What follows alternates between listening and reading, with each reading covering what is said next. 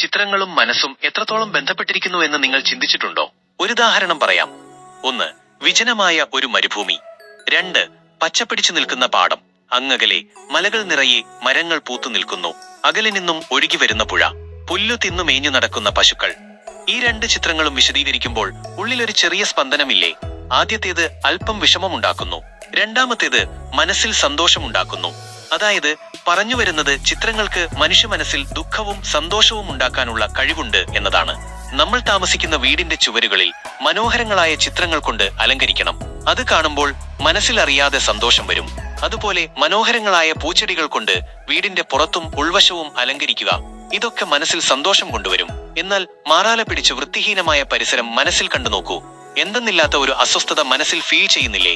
വൃത്തിയായ പരിസരവും മനോഹരമായ ചെടികൾ കൊണ്ടും ചിത്രങ്ങൾ കൊണ്ടും അലങ്കരിച്ച പരിസരവും മനസ്സിന് സന്തോഷം നൽകുന്നതിൽ വലിയ പങ്ക് വഹിക്കുന്നു.